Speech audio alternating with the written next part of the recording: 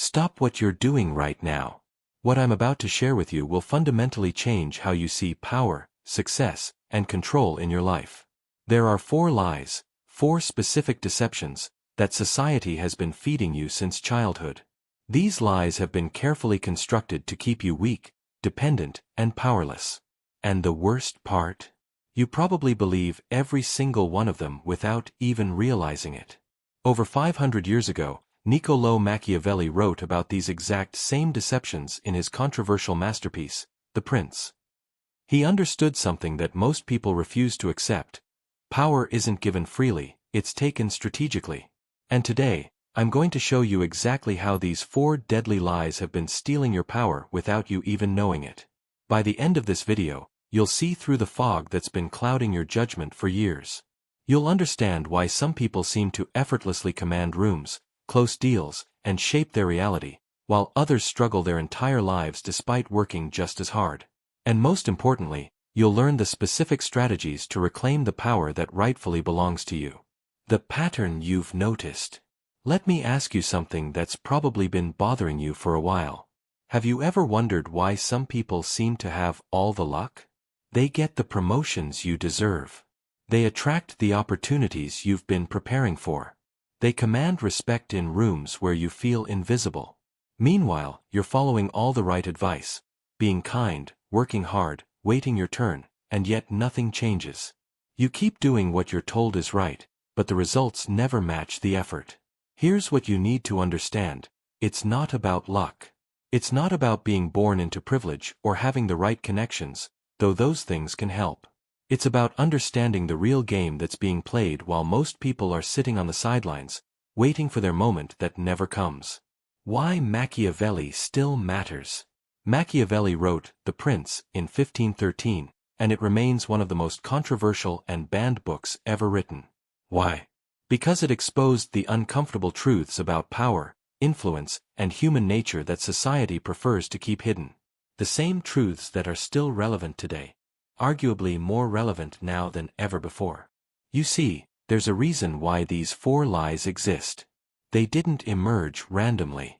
They serve a very specific purpose: to keep you in your place, to make you compliant, passive, and easy to control. When you believe these lies, you voluntarily give away your power to others who understand the real rules of the game. You become predictable, manageable, and ultimately, replaceable. But here's the thing. Once you see these lies for what they really are, you can never unsee them. Your entire worldview will shift. You'll start noticing patterns you never saw before. You'll understand why certain strategies work while others fail miserably. You'll recognize manipulation before it affects you. You'll see power dynamics that were always there but invisible to you. What this is really about. Now, before we continue, let me be clear about something important. This isn't about becoming manipulative, cruel, or unethical. This is about understanding reality as it actually is, not as we wish it would be. This is about taking back control of your life and stopping the self-sabotage that's been holding you back from achieving what you're truly capable of. The people who understand these principles aren't necessarily bad people. They're simply people who've chosen to see reality clearly rather than through the comfortable filter of social conditioning. They've decided that understanding how power actually works is more valuable than believing comforting myths about how it should work. So I'm going to ask you directly, are you ready to have your eyes opened? Are you prepared to challenge everything you've been taught about success, respect, authenticity, and control? Are you willing to feel uncomfortable for the next 40 minutes if it means gaining clarity that could change the trajectory of your entire life? If you are, then let's dive into the first deadly lie that's been stealing your power. But before we do, drop this affirmation in the comments. I choose to see the truth and reclaim my power. This simple act of declaration will prime your mind for what's coming next. Lie 1. Good things come to those who wait. The most dangerous lie. The first lie that's been poisoning your potential is this: good things come to those who wait. This might actually be the most dangerous lie of all because it sounds so reasonable, so noble, so virtuous. It's wrapped in the language of patience, wisdom, and emotional maturity. But let me tell you what this lie really means when you strip away the comfortable packaging. Sit down, shut up, and let other people take what should be yours.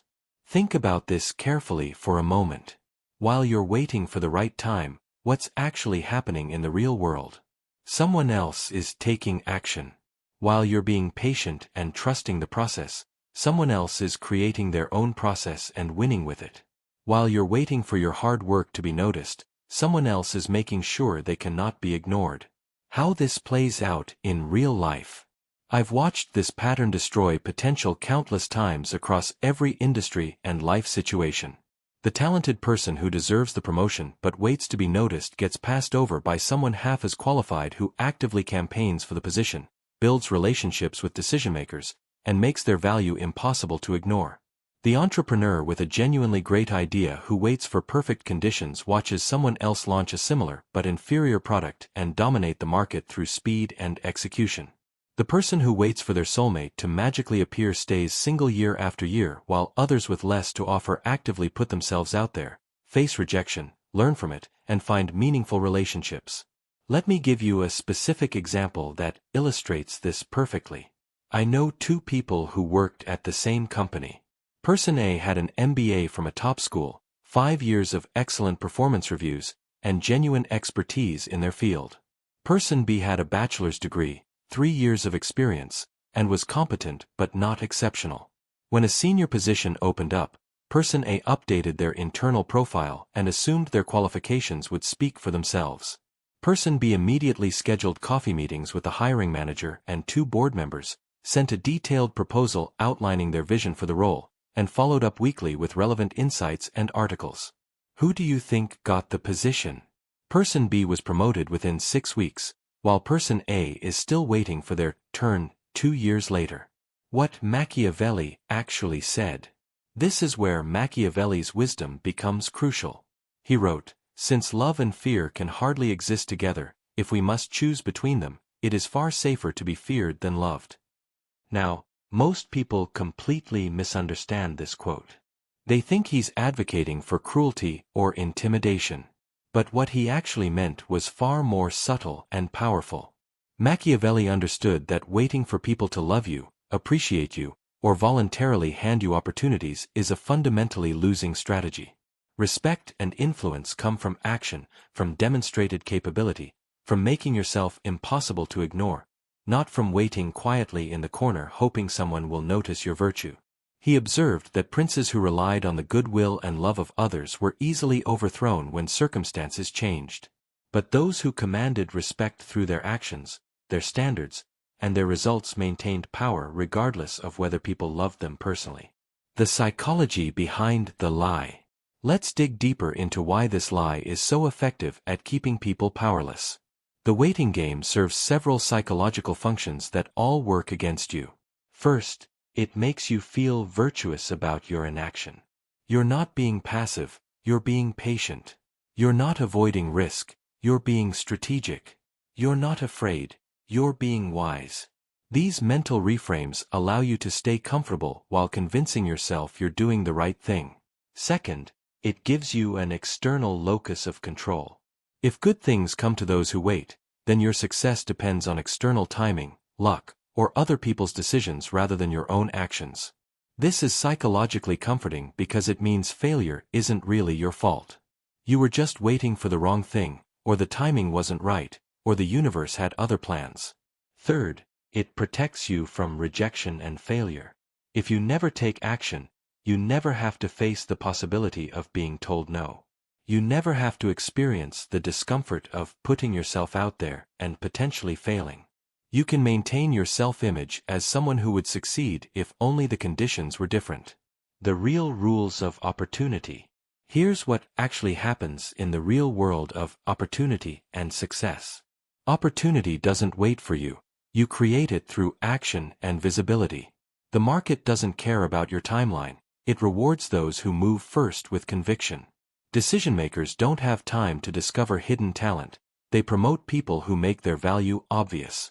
The most successful people throughout history have understood this principle intuitively. Steve Jobs didn't wait for permission to revolutionize personal computing. Sarah Blakely didn't wait for the right moment to launch Spanx. She took action with $5,000 in savings and personally pitched her product to buyers. Jeff Bezos didn't wait until he had all the answers before starting Amazon. He started with books and figured out the rest while building. They didn't wait for permission. They didn't wait for perfect conditions. They didn't wait for someone else to create opportunities for them.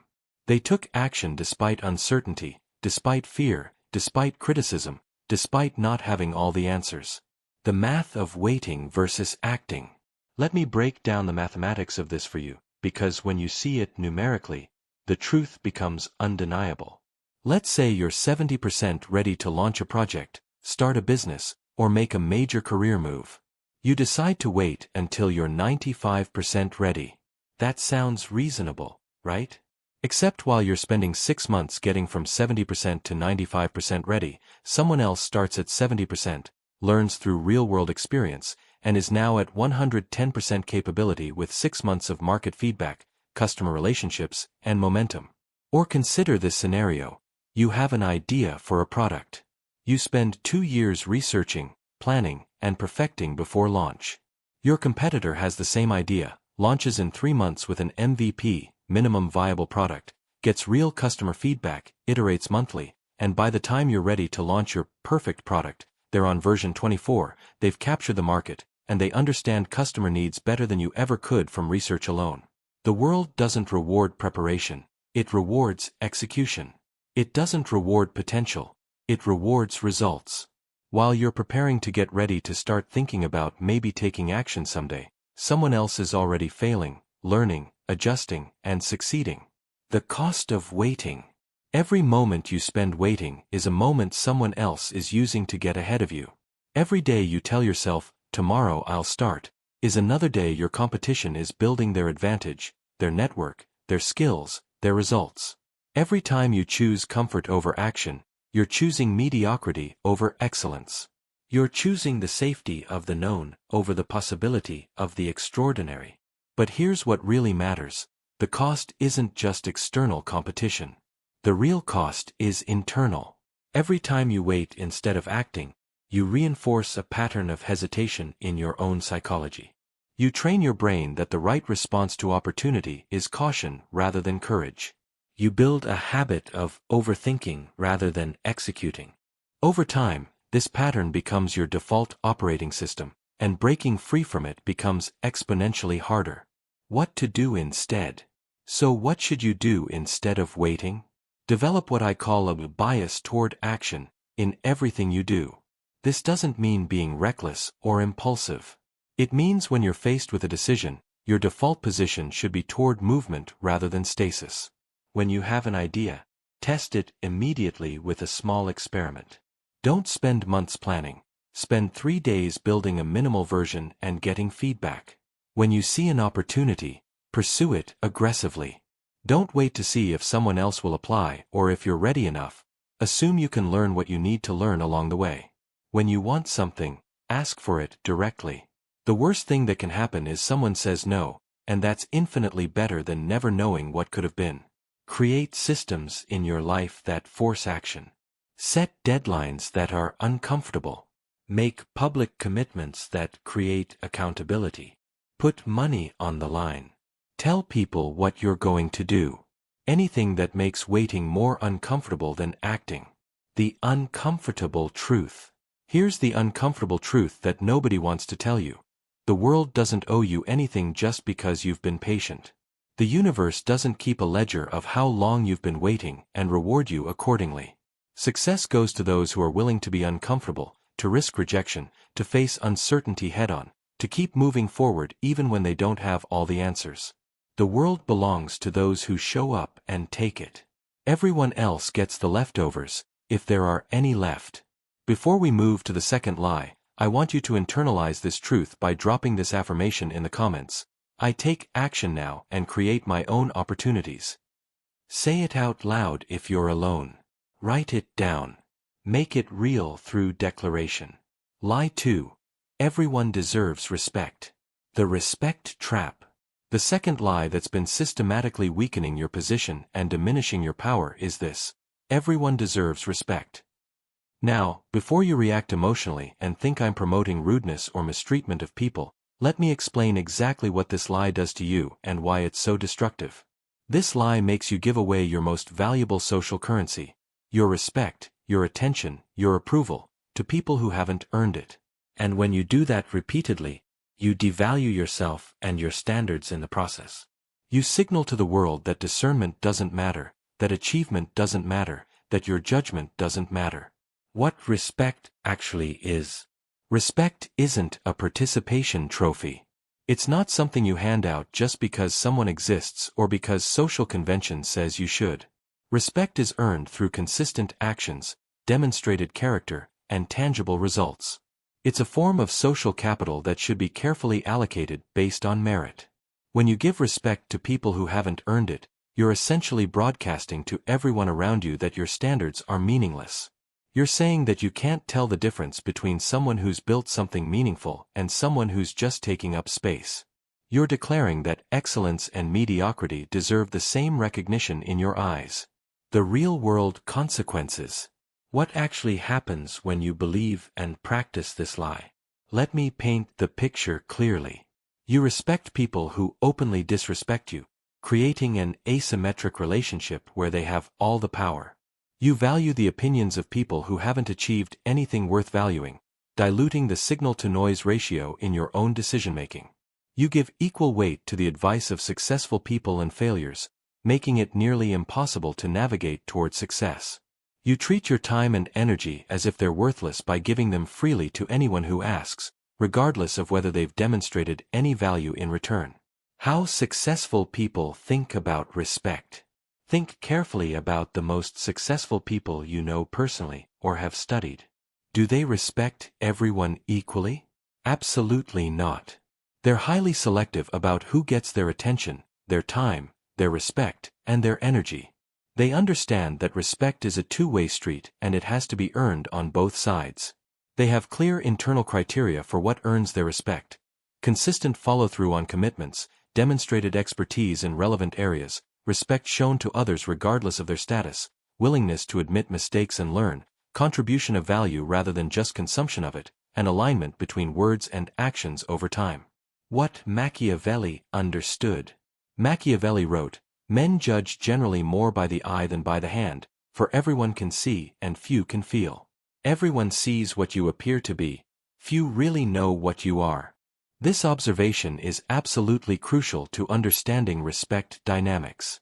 What he understood was that how you present yourself, including who you choose to respect and how you allocate your attention, shapes how others perceive and treat you. When you respect people who don't deserve it, when you fail to discriminate between value and mediocrity, you appear weak, undiscerning, and easy to manipulate. People observe this and adjust their behavior toward you accordingly. The meeting room test. Let me give you a concrete example that illustrates this perfectly. Imagine you're in a business meeting with 10 people.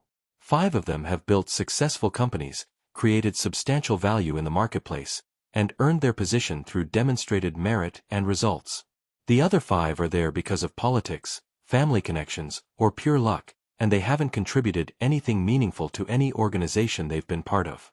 Now, if you treat all 10 people with exactly the same level of respect, if you give equal weight to everyone's opinions, if you show no distinction between proven contributors and political operators, what message are you sending to everyone in that room? You're communicating that achievement doesn't matter to you. You're saying that results are irrelevant in your evaluation of people.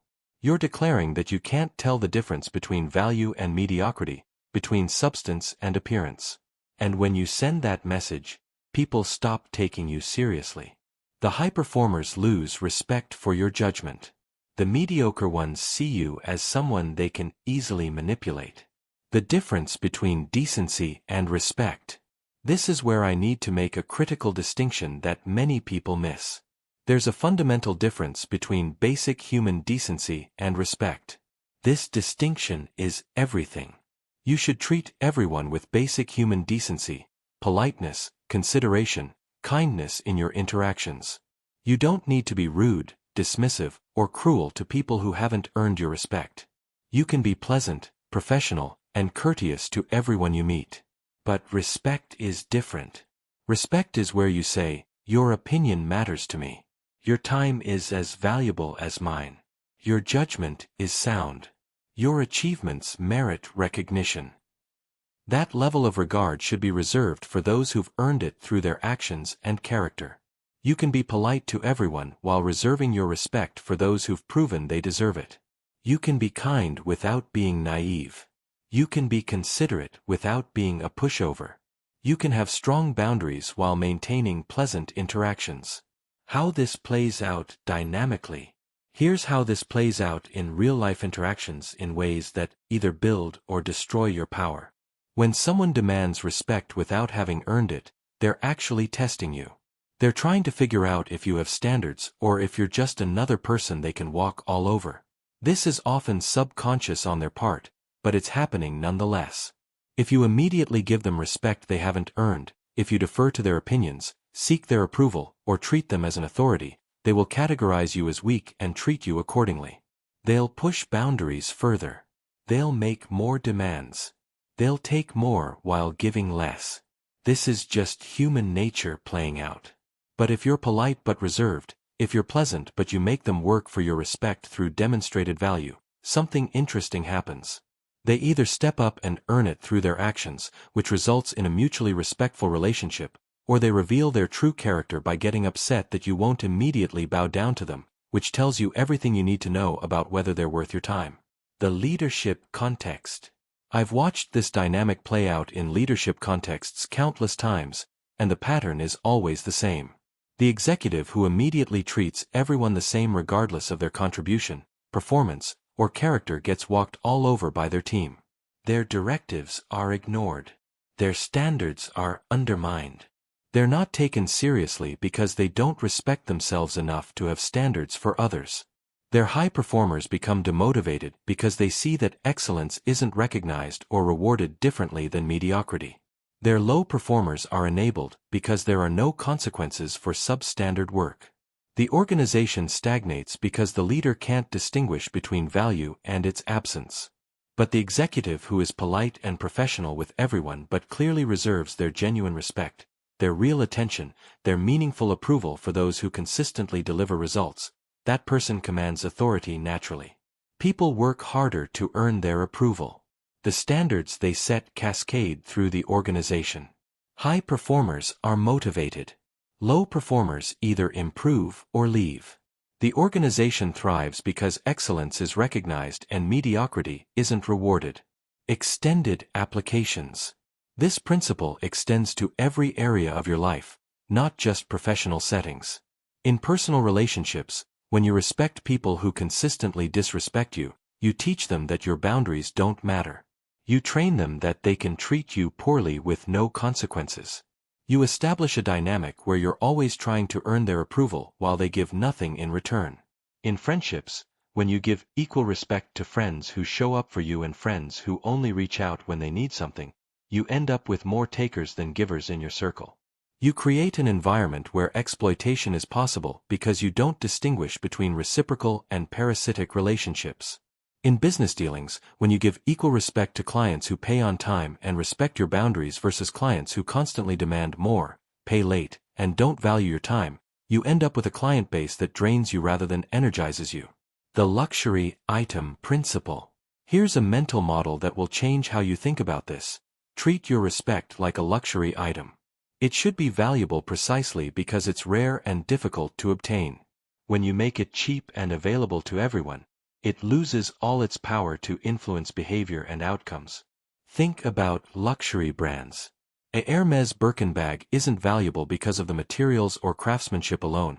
It's valuable because it's scarce and you can't just walk into a store and buy one. You have to earn the opportunity to purchase it through a relationship with the brand. This scarcity is what maintains its value and desirability. Your respect should function the same way. It should be something people have to earn through consistent, valuable behavior over time. When they know your respect is hard to obtain, they'll value it more when they receive it, and they'll work harder to maintain it once they have it. Practical implementation. So how do you actually implement this in your life without being rude or cruel? Start by stopping the automatic granting of respect based on titles, positions, or social expectations alone. Evaluate people based on their actions, not their words or credentials. Be polite and professional with everyone, but save your genuine respect, your real attention, your meaningful approval, your trusted regard, for those who've proven through consistent behavior that they deserve it. Watch how people treat others when they think no one important is watching. That reveals character more than how they treat you directly. Look at their track record of keeping commitments over time, not just what they promise. Observe whether they take responsibility for their mistakes or always find someone else to blame. Notice if they contribute value to interactions and relationships or just consume it. Pay attention to the ratio of what they give versus what they take. Are they adding value to your life and others' lives, or are they primarily extracting value? Do they show up when it's convenient or when it's needed? Do their actions align with their stated values? The transformation.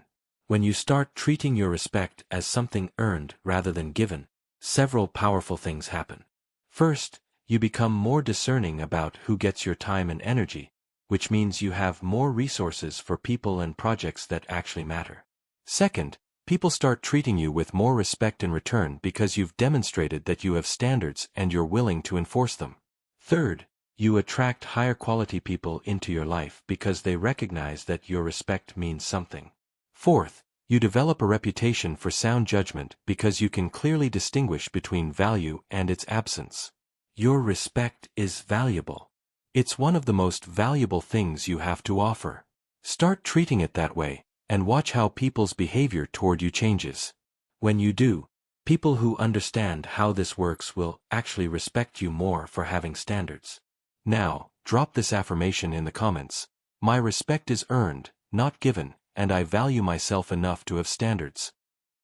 Lie 3. Just be yourself and people will like you. The comfort trap. The third lie that's been sabotaging your success is this: just be yourself and people will like you. This sounds so positive and affirming, doesn't it? But here's the problem. It's designed to keep you exactly where you are right now. And if where you are isn't where you want to be, then this advice is your enemy disguised as support. The multiple versions of you. Here's what this lie obscures. There are multiple versions of yourself that already exist within you. There's the lazy version and the disciplined version. The confident version and the insecure version. The focused version and the distracted version. So when someone tells you to just be yourself, which version are they talking about? Most people default to their most comfortable version, the one that requires no effort, no growth, no discomfort. They mistake this for authenticity. But really, they're just choosing the path of least resistance. What you actually need is to be the best version of yourself, even when, especially when, it's uncomfortable. Machiavelli's insight. Machiavelli wrote, "Everyone sees what you appear to be, few experience what you really are." He recognized that you have control over how you present yourself to the world. You can choose which version of yourself to embody, and the version you choose will determine the opportunities you attract and the results you create. The two versions example. Let me make this concrete. Version A shows up late, makes excuses, complains about problems, and avoids difficult conversations. Version B shows up early, takes responsibility, focuses on solutions, and addresses issues head-on. Both are authentically you. But which one attracts better opportunities? The just be yourself lie convinces you that version A is more authentic because it's easier. But version B is equally authentic, it just requires discipline and effort. The discomfort of growth. The right version of yourself will make some people uncomfortable. The version that sets boundaries will upset people used to walking over you. The version that speaks up will annoy people who prefer you quiet. The version that demands excellence will intimidate people comfortable with mediocrity. And that discomfort in others is a sign you're doing something right. When you become the best version of yourself, you naturally repel people who aren't aligned with your values and attract people who are. This isn't a problem, it's the entire point. The role models you admire. Think about the people you most admire.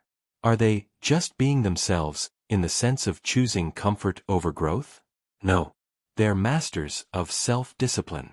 They've identified the version of themselves that gets results, and they show up as that person every day whether they feel like it or not. Kobe Bryant didn't feel like getting up at 4 a.m. to train. He did it anyway. Oprah didn't always feel like being vulnerable on camera. She chose that version because it served her purpose. The most successful people choose effectiveness over ease.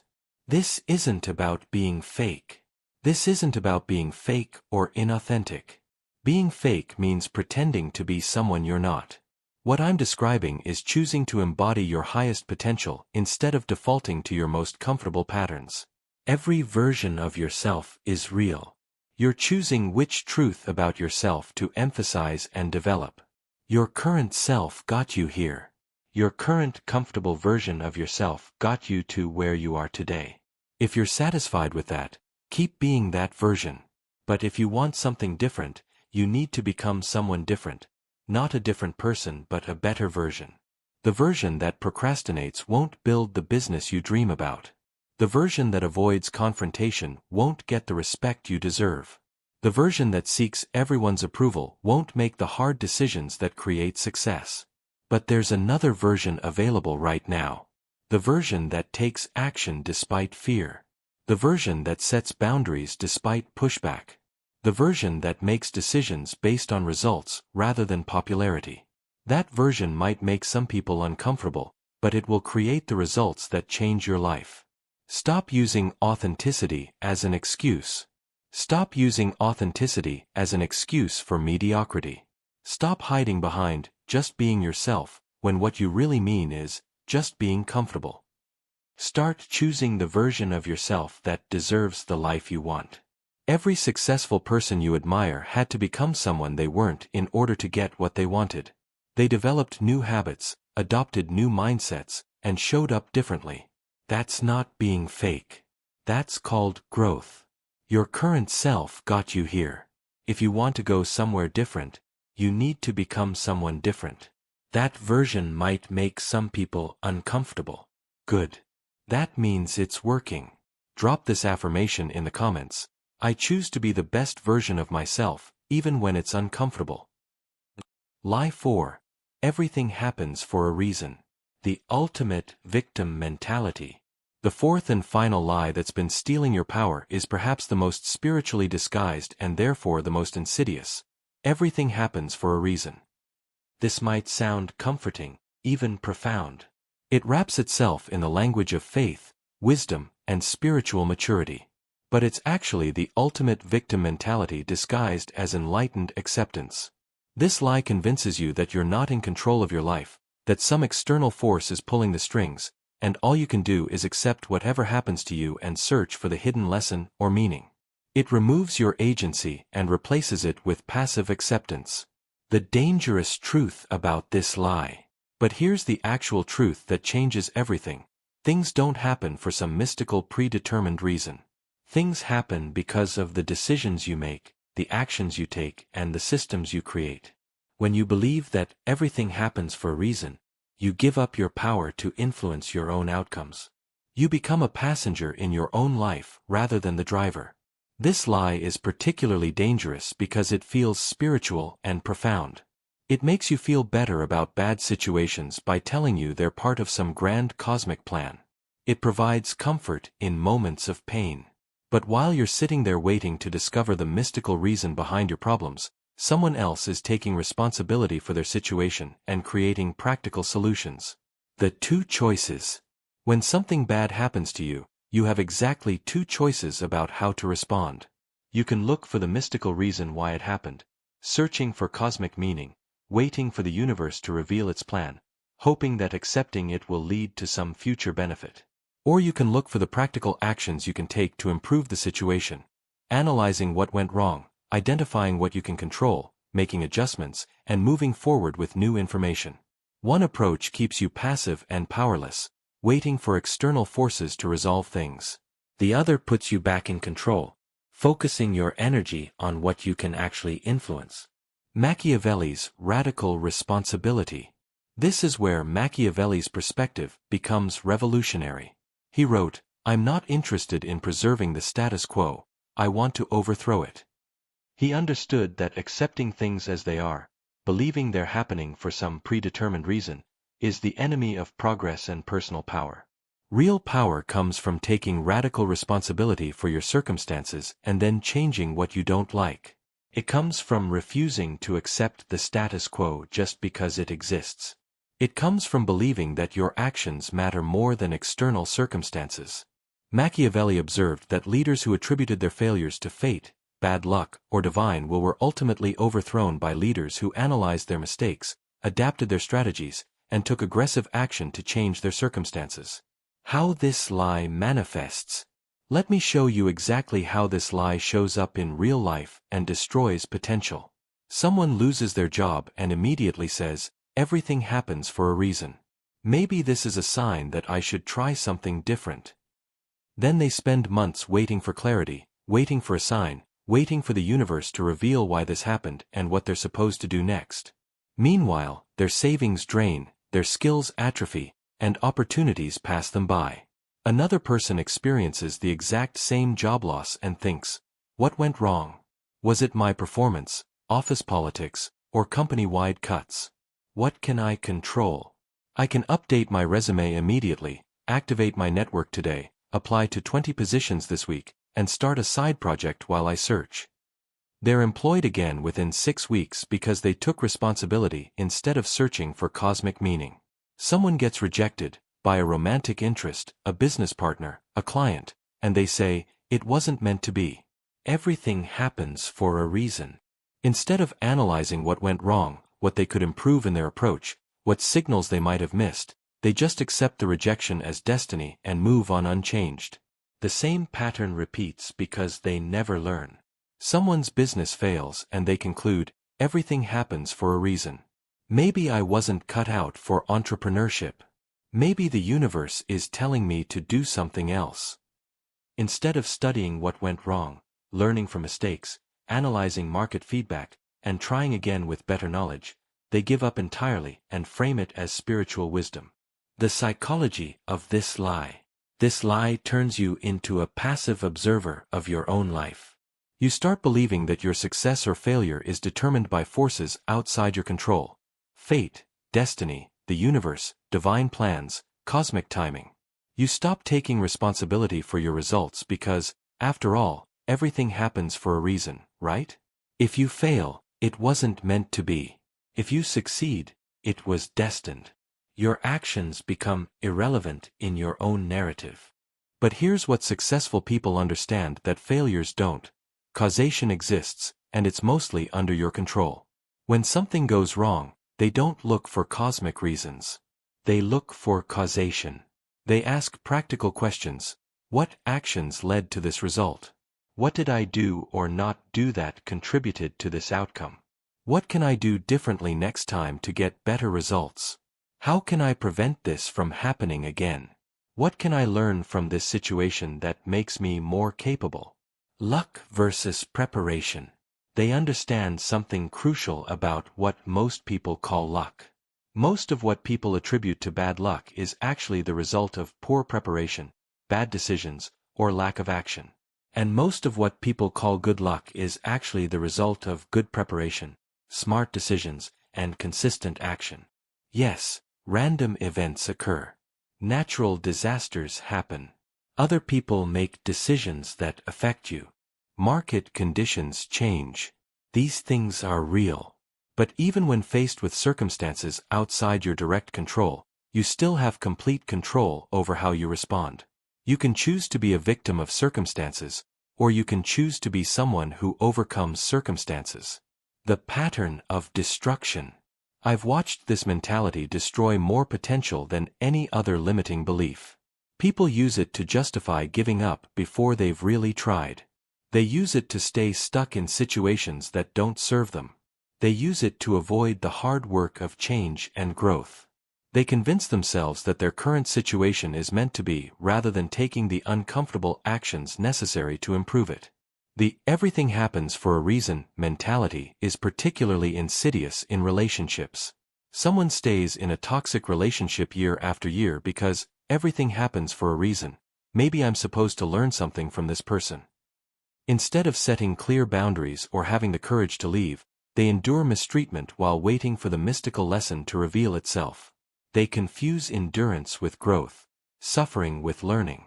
In business, people use this lie to justify failure instead of learning from it. The business didn't work out because everything happens for a reason. Maybe I wasn't supposed to be an entrepreneur. Instead of conducting a thorough post-mortem analysis, what did I do wrong? What would I do differently? What did I learn about the market? They give up and call it destiny. The success pattern. The truth is that most successful people have failed multiple times. The difference isn't that they had better luck or that the universe favored them. The difference is they don't interpret failure as cosmic intervention. They see it as feedback.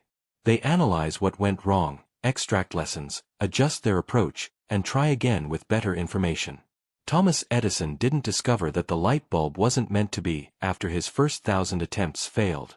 He saw each failure as data that brought him closer to a solution. Jeff Bezos didn't conclude that Amazon wasn't destined to succeed when his first business ideas failed. He learned, adapted, and built something that worked. J.K. Rowling didn't accept that she wasn't meant to be an author when 12 publishers rejected Harry Potter. She kept submitting until someone said yes. Stop looking for mystical reasons.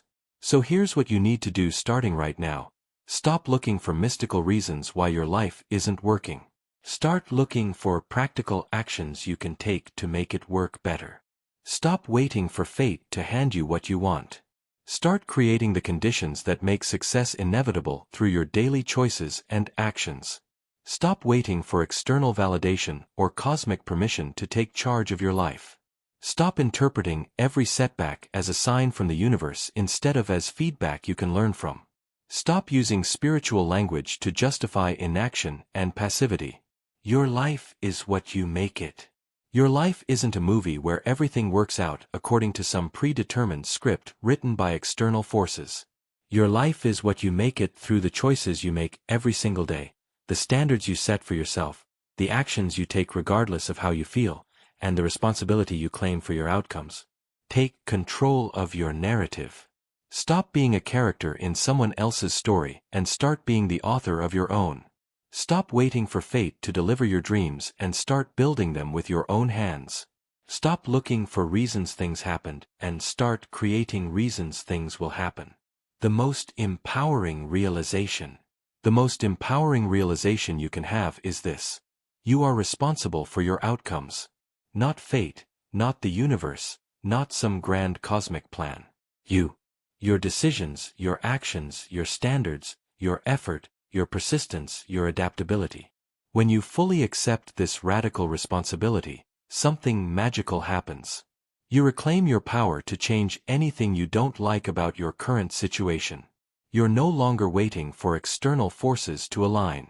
You're no longer hoping the universe will intervene.